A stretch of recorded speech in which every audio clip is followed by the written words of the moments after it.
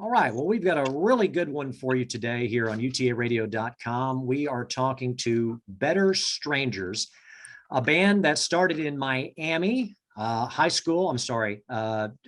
school friends who ended up forming a band, and a band that includes a somewhat famous drummer as well. I'm Lance with UTA Radio, joined by Dylan and Jonathan. And we have with us, Nick Collins, we have Joey Rodriguez, and we have Yang Weingarten. They make up Better Strangers. Thanks to everyone for joining us. Thanks for having us. Thank you. And as I understand it, you are on tour or about to go on tour. Tell us what's going on there. Yeah, we're heading out tomorrow, actually, and doing a run of shows through Texas. And then we've got a few Florida dates as well at the end of it, including a support for Pineapple Thief, or a really cool UK prog band. So it's exciting. I mean, yeah, it's the first time that we've played in Texas. Obviously, our singer, Ricky, who, hopefully joins in a bit, he's from Texas. So, that's also, well, not from Texas, he's from Puerto Rico, but he's been living in Texas for, a while. So it's exciting for us to kind of get out there for the first time. Cool. Do y'all have like a venue that you're most excited to play on this tour? Empire looks yeah, Empire. exciting. Yeah, Empire Control looks cool. Yeah. Austin. Yeah, I recently went to Austin, and Ricky gave us a little tour of all the venues on 6th Street, and then Mohawk, Stubbs, all those areas. So definitely excited for Empire. Yeah. Do y'all have like a dream venue for like the future? Wembley Stadium. In the near future, something like Culture Room. Oh no, we are playing Culture Room. Sorry. Yeah. Something like Revolution Live, which is here in Florida. Yeah, I mean, I think for us it's cool to the idea of going through the different stages of different venues that bands play, and playing packed, whether it's packed clubs or theaters is a really cool prospect for us. Obviously, everybody wants to play arenas and stadiums, but you have to grind it out before you get there. So yeah, I mean, honestly, anywhere that'll take us, really. Yeah. So you guys all met in middle school? Is that whenever y'all started playing together as a band? No, just me and Nick met in middle school in 7th grade, and then Joey joined a couple of years after. But the project of building a band and having this kind of musical career together started with me and Nick as little younglings in middle school. Yeah, we kind of, Yang and I kind of messed around in bands and stuff, and wasn't anything good. And then eventually we were doing a charity gig for my parents' foundation, and I needed bass player, and me and Yang thought it'll be a one-time thing, and and then we both really enjoyed it, and we decided to make a band. And then Joey joined probably a year or so later, if that. I don't even remember. Yeah, I was 13 or something. And we've been in a bunch of bands together, the three of us, which has been great to grow together as musicians and as people at the same time. And Ricky joined probably about almost 2 years ago, and it's been great. Have things kind of, I'm sorry, go ahead, Dylan. No, you're good. I was going to say, have things kind of got on the fast track once you nailed down your lead singer and said, okay, I think this is the guy and this is the direction we want to go? Did things just speed up and really take off from that point on? Yeah. Well, we started in the middle, right at the beginning of the pandemic. So we were only able to just write and record music. But once we started being able to play shows, it was weird. It was the most shows we'd ever played. In a short amount of time, things started to pick up quite a bit in comparison to the previous bands we had done. Yeah, and the previous band we were in before this one, and we parted ways with our singer at the time, and it took a while to get back on track with another singer, just because we kind of knew I won't say we knew what we wanted, but we more kind of knew what we didn't want. This is because we didn't have any idea exactly what the perfect singer was like. We kind of had an idea. And so we spent probably in total, ended up probably being about a year and a half or something until we found a singer. And when we did, it was middle of COVID, which, in a way, that year and a half before finding a singer worked out. It allowed us three to kind of dial in our sound musically, which I think was important because, you know, previously, especially when you're growing up and, you know, as a kid and a teenager, you you know, you want to sound like your inspirations because that's just the beauty of you know, liking music. You idolize these people, and I think that time of us, you know, having to kind of put our heads together and dial it in kind of allowed us to find something that's a bit more unique amongst us three. And then Ricky came in, and it was just like the perfect fit. And but like, yeah, like Yang said, the first probably 6 months, maybe a year, were during COVID, or kind of like, you know, when stuff was easing up a little bit, but we weren't really sure. And the first show we played was probably like June of 2021, and Ricky had joined in like June of 2020. So we pretty much spent a year not being able to do anything, which was interesting. And, you know, for a live band, especially a young band, it's like the weirdest thing ever. It's like, how do you get your name out there without being able to actually play in front of people?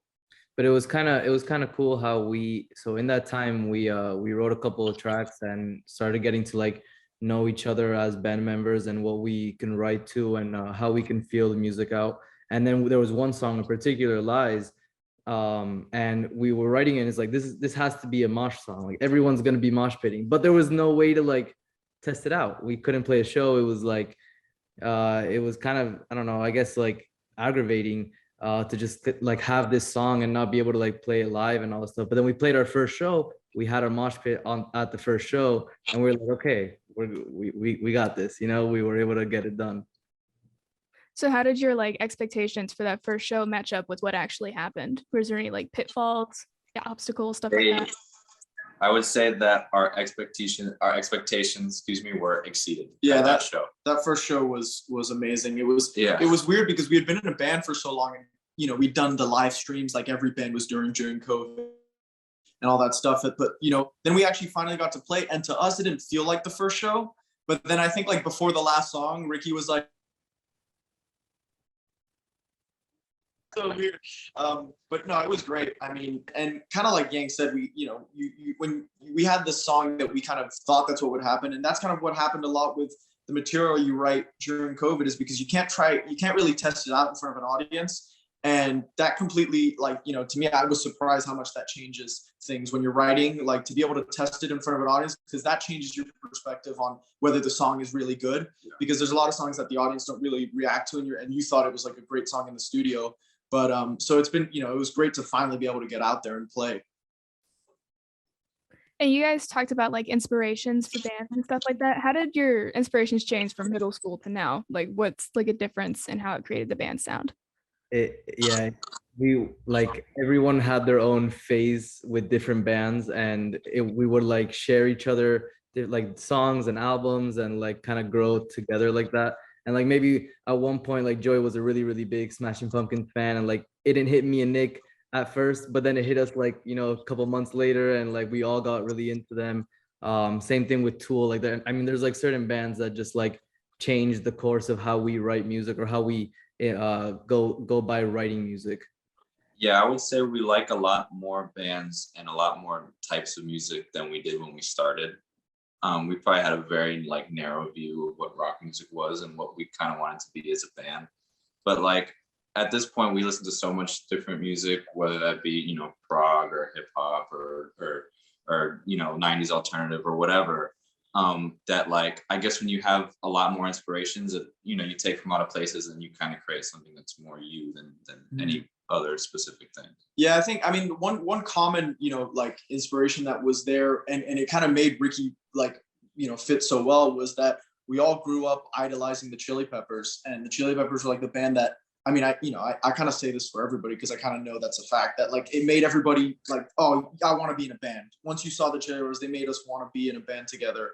And but I think to me, like, you know, when in middle school and, or, you know, even like early high school, your inspirations are, you know, like I said, you kind of idolize them, you want to sound like them. But I feel like now our approach to listening to music is, you know, at least to me, like I listen to it more than I want to like replicate it. And I just take like the good bits and, you know, put that into, you know, what we're doing, or, you know, what I'm listening to, as opposed to before, where it's like, you know, you have a certain band, it's like, okay, everything has to sound like, you know, Chad Smith right now. Like, you know what I mean? There's it's a bit more kind of, I don't know, a bit more of a mature way of, you know, listening to it and how that incorporates into our music. That gets me into a question about style, Nick, your style of playing. And obviously you're a little bit influenced with your dad, who is Phil Collins. But how did you develop your style and what is it? Is it a combination of your dad and Chad Smith or what? Yeah, I mean, obviously, like my dad is a massive part of my. I mean, not only did he kind of teach me how, to play, but obviously, being around and with his catalog and obviously being on the road with him in the past, few years has been such a big impact. But I think for anybody who kind of wants to follow in the footsteps of their parents, they kind of have to let, their kid kind of find their own way. And so to me, like, when I remember, my dad being like, here, listen to When the Levee Breaks by Led Zeppelin. And John Bonham changed my life when I listened to him. And it was the same thing with Chad Smith or Taylor Hawkins from the Foo Fighters. Like, those are like, the kind of primary people that I really built my, my love for drumming and being in a band at first. But I think eventually, there's so many great drummers out there that you take so much from everybody. I mean, there's tons of drummers that some drummers I don't even know their name. You see them on Instagram, and then they just like you're really into it, and they start you start kind of picking certain aspects of different people and incorporating them in your playing. So I think it's kind of a mix of everything at this point. Obviously, there's the people that I regard as like these are my guys, but honestly, it's like there's so many great drummers in different genres that have huge impacts. And I'm sure that's the same thing for Joey and Yang as far as like guitar and bass. Yeah, and that's I wanted to ask Yane and Joey about that. Do you guys have family members that are musicians or working musicians, or they were just hobbies? They just played it around the house. How did you guys get into music? My brother played guitar like when he was young, so that's kind of how I got into music, I guess. But I was never, no one in my family is a musician or understands anything about music. And I was always into like school sports and doing stuff with like I travel soccer or whatnot, but I ended up tearing my ACL, and then it was just music on that point on. It was like that's kind of how what I like got to the bass that way, Well, for me, I'm kind of the same way. Nobody in my immediate family was really a musician. My dad just liked music a lot, and he would play a lot of music for me when I was like a young person, and and it was very mysterious and like weird. And it's the kind of thing where it's like, wow, this is so unique, and it's like you want to figure out how they do it, and like you want to be a part of it too.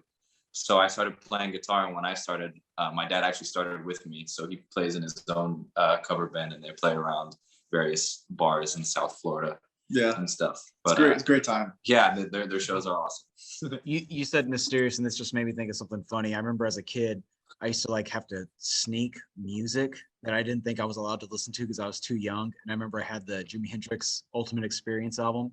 And just because of the song Purple Haze, I was like, oh, I can't listen to this because I know what it's about. So like a 9-year-old, I was like quietly listening to Purple Haze and trying to listen. My mom wouldn't hear it. Did you guys kind of do the same thing growing up? I mean, I wasn't sneaking it, but it's funny you mentioned Purple Haze, and I have a very vivid memory of like having headphones on, listening to that song and hearing all like these whispers and weird tracks going on. And I was just like, how does this happen? Like, how do you do that? I need to learn how to do this. And then, yeah.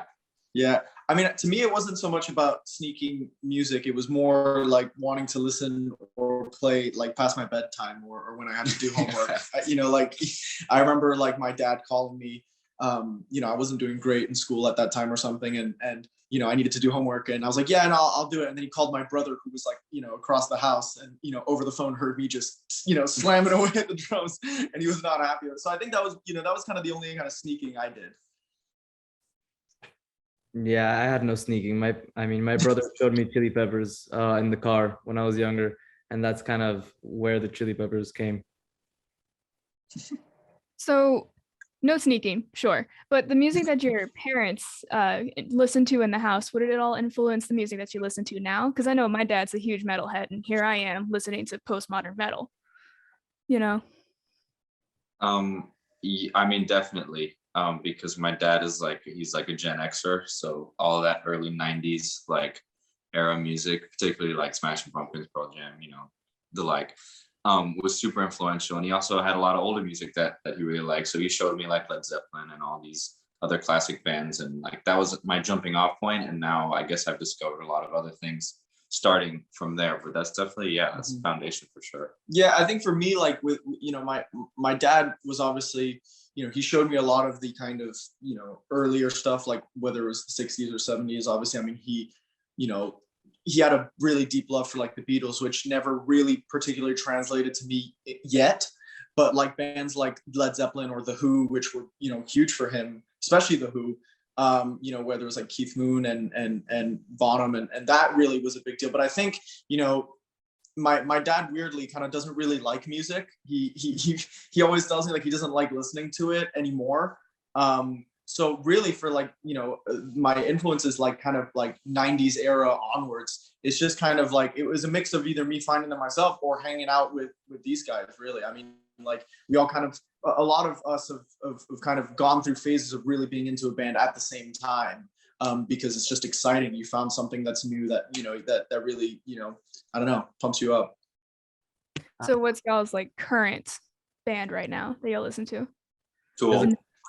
No, I think there's a couple, but I think it revolves around Tool. Tool, Deftones. Yeah, at the moment, those are definitely big ones. I mean, as far, if you mean current bands, if you mean like newer bands that have like, you know, recent, I think, you know, Royal Blood were a huge influence on us, because at least, I mean, for me, like it was, I'd never seen a band or heard a band make heavy music that was great and that was new, you know, like exactly, you know, like something that was actually interesting, and it wasn't just somebody trying to replicate what was in the 90s or what was in the 70s or whatever.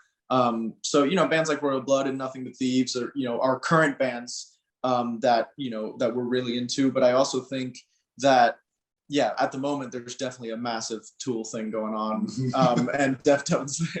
Yeah, between the three of us, for sure. Yeah. And like with Royal Blood, don't they have a song called Better Strangers? Do they? Yeah. No, They yeah. opened it up and it popped up on YouTube. No, they do. They do. That was definitely an obstacle when coming up with the band name. But I mean, yeah, it's totally like, it was kind of one of those things we were throwing around a name with strangers in it. And then Joey jokingly said the name of the song, Better Strangers. Well, I was listening to it actually. And I was like, sent the text. hey, it's kind of cool. And so it is what it is. You know, like I Can't hide it. yeah, I'm not gonna sit here and pretend that we totally did not rip it off. Yeah. We're honest about it. So actually, I think Ricky, he said he's waiting. So I don't know if you can let him in. Let me do that right now. There he is. Let's see if we can. Hey, Ricky. Ricky. Hello. Hey, what's up, man? Sorry I'm late to the party. Yeah, you're missing out, dude. That's no problem at all. DeCasa, I'm Lance, and I've got Jonathan and Dylan. I'm looking at my screen from our radio station here, and your fellow bandmates have been saying a lot of nice things about you. Oh, sweet, man. Thank you. They're probably lying, but Well, DeCasa, let me bring you into Cool, this man. conversation real quick. Better Strangers has released the single, the first single, and we got it, and that's how we became aware of the band. So I assume that means an album is on its way, correct? Yeah, well, I'm sorry. I think we lost for him. some reason he left again. We lost him. But we can answer the But we can answer the question though. At the moment, there's no like record that is like done, that is like coming out that we're promoting. At the moment, we're you know, putting out songs and singles, and you know, I think whether that leads to EPs or an album, that's kind of to be determined. But I think at the moment, it's about putting songs out there, because you know, we're a young band and you're trying to keep growing the fan base and all that. So that's kind of where we're at the moment. But there's definitely, I mean, there's you know, totally a bunch of material that we're sitting on, that whether it's mixed already and mastered or it's, you know, about to be. Yeah, in various states. There's tons of stuff that's there, and obviously, you know, as a band, we'd love to make a record and put it out there. I just think we're kind of, you know, trying to feel it out and see what the best move is when it comes. So like, And so you've got some stuff ready for tour. Like you've got like how many songs do you have that you would play from your catalog now that you're about to do this Texas run here? Our set is mostly original material, apart from like one or two covers. I don't know exactly how many songs would that be. I think it's probably like, I mean, this is just based on the shows that we're doing, like, and the kind of set time that works for the shows that we're doing. It's probably about an hour. And, obviously at this point, since Ricky, is in Texas most of the time, we, when we get together and we're rehearsing the set, that's kind of what we are able to do. And so because we're not always playing, but I think as far as like, we got a really great strong set that's an hour long. I mean, there's obviously more material that we're not doing, but I think at the moment, unless we play the first show and it just like goes down like a lead balloon, I think we're at a pretty good spot material wise. Yeah, there's no shortage of songs in the catalog. Yeah.